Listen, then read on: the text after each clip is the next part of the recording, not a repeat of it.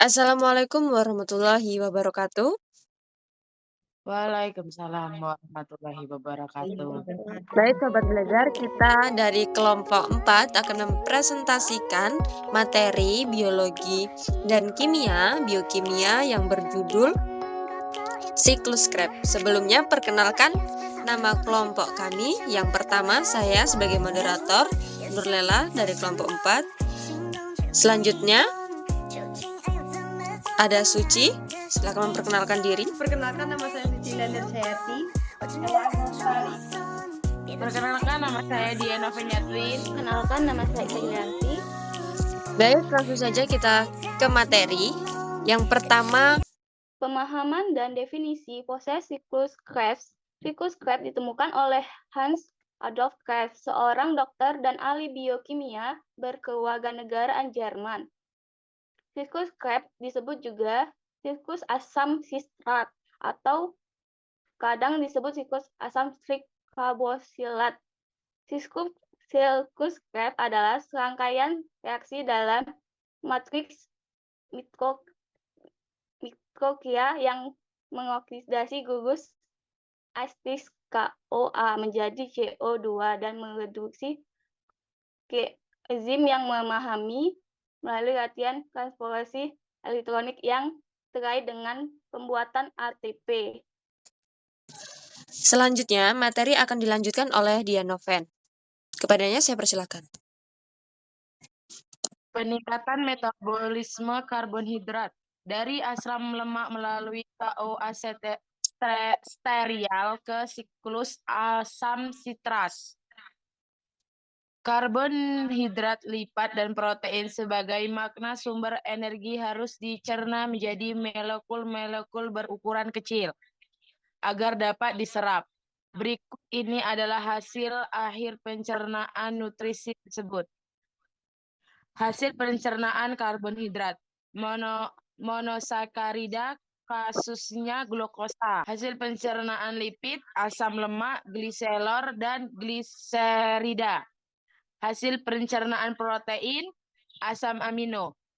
Semua hasil pencernaan di atas diproses melalui perjalanan metabolisme masing-masing menjadi asetil KOA yang kemudian akan dioksidasi secara sempurna melalui siklus asam sitrat dan dihasilkan energi berupa adenosis trifosfati ATP dengan produk buangan karbonhidrat CO2. Karbon dioksida.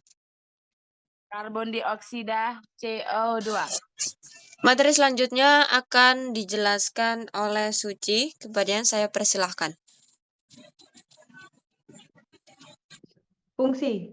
Fungsi menghasilkan karbon dioksida terbanyak pada jaringan manusia, menghasilkan sejumlah koenzim teredukasi yang menggerakkan rantai pernapasan untuk produksi ATP.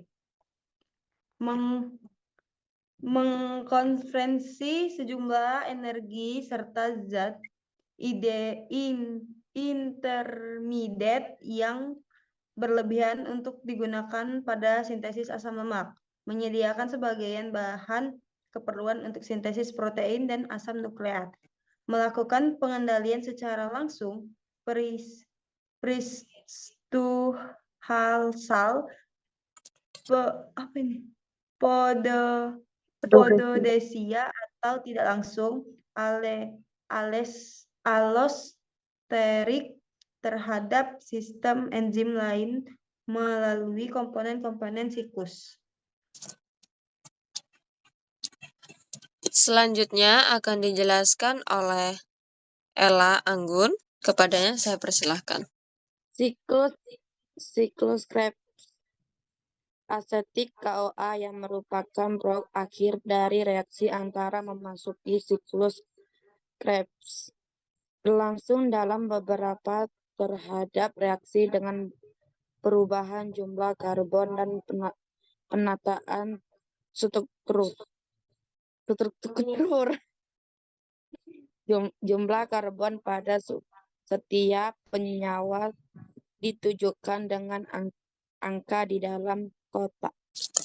Selanjutnya, di sini ada gambar yang menunjukkan jembatan keledai siklus Krebs yang menjelaskan atau menggambarkan bagaimana proses siklus Krebs, yaitu merupakan tahapan ketiga pada respirasi aerob, di mana respirasi aerob sendiri merupakan proses penghasil energi dalam sel hidup menggunakan oksigen atau membutuhkan oksigen. Nah, di sini terkait biokimia, biologi dan kimia, masuk pada materi siklus Krebs. Kenapa? Di dalamnya ada reaksi kimia, senyawa, yang digunakan atau menggambarkan siklus Krebs ini. Contohnya di situ ada asetil-CoA yang menjadi puncak utama yang ada di siklus Krebs. Nah, di situ juga dihasilkan sitrat, isositrat, sampai dengan kesaloasetat. Nah, dalam proses tersebut ada perantara dan juga yang dihasilkan. Contohnya seperti sitrat menuju isositrat itu ada akonitase dan juga sampai proses terakhir menghasilkan C4, di mana senyawa-senyawa tersebut sudah tertera dari C6 berubah menjadi C5, C4, sampai C4 yang terakhir.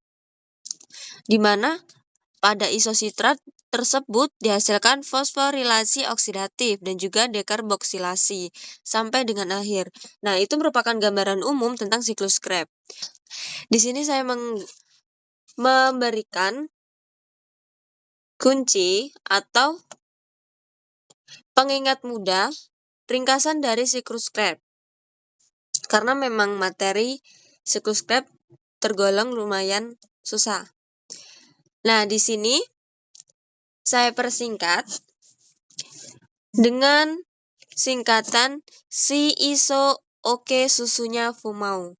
Nah, di sini ada tanda merah di mana singkatan tersebut agar kita bisa mengingat. Misal si itu adalah sitrat, isositrat, oke oksalu suksinat, sunya fumau sampai dengan oksaloasetat yang terakhir. Di situ juga ada fumarat, malat, suksinat, suksinil-CoA, dan juga sebagainya. Nah, ini mudah-mudahan bisa menjadi pengingat kita dengan gambaran siklus Krebs yang ini tergolong rumit, dan yang ini tadi merupakan pengingat mudah kita untuk mengingat nama-nama atau senyawa tahap-tahap perubahan karbon struktur yang ada pada siklus Krebs. Nah, yang terakhir ini ada ringkasan, teman-teman bisa lihat. Yang pertama, respirasi aerob melibatkan 4 tahap. Yang salah satunya adalah siklus Krebs. Siklus Krebs ini ternyata juga dikenal sebagai asam sitrat dan juga asam trikarboksilat. Nah, di sini bisa teman-teman lihat sendiri ya. Pada intinya, siklus asam sitrat menyediakan serangkaian senyawa antara yang menyumbangkan proton dan elektron ke rantai transport elektron melalui koenzim tereduksasi NADH dan FADH2. Di sini juga ada catatan di mana persamaan reaksi tersebut untuk setiap siklus atau setiap satu molekul asetil-CoA memasuki siklus Krebs. Jadi, seluruh reaksi keseluruhan siklus asam sitrat ditulis dengan persamaan sebagai berikut. Asetil-CoA plus 3 NAD plus sampai dengan ATP. Selanjutnya itu ada kesimpulan di mana siklus Krebs merupakan proses metabolisme atau menghasilkan energi dengan bentuk ATP. Nah, perbedaannya jika siklus Krebs yang ada pada reaksi aerob itu terjadi di mitokondria. Mitokondria sendiri adalah tempat berlangsungnya proses penghasil energi yang ada juga pada sel hewan dan juga tumbuhan. Nah, di sini ada beberapa kesimpulan tentang siklus Krebs. Siklus Krebs dikenal juga sebagai siklus asam sitrat dan siklus asam trikarboksilat atau triksiklik. Yang kedua, siklus Krebs terjadi di mitokondria pada sel pada manusia. Siklus Krebs menghasilkan energi dalam bentuk ATP, NADH, dan FADH2. Siklus Krebs menghasilkan CO2 sebagai produk sampingan, menghasilkan oksalos asetat sebagai produk akhir, berperan dalam berbagai proses metabolisme seperti lipid, asam amino, protein, dan juga glukosa. Membutuhkan oksigen untuk mendorong reaksinya, menggunakan enzim untuk mengkatalis reaksinya, dan juga menghasilkan banyak NADH, FADH2 yang membawa elektron ke rantai transport elektron untuk produksi ATP lebih lanjut. Nah, itu tadi presentasi dari kelompok 4 yang menjelaskan apa sih siklus Krebs? Yaitu tentunya siklus Krebs sendiri adalah pecahan atau tahapan dari reaksi aerob, di mana reaksinya membutuhkan oksigen, dan siklus Krebs merupakan tahapan ketiga yang kami bahas ini.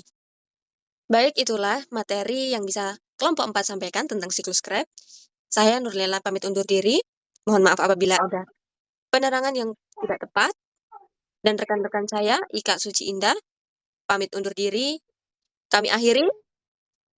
Salam. Wassalamualaikum warahmatullahi wabarakatuh. Bye-bye.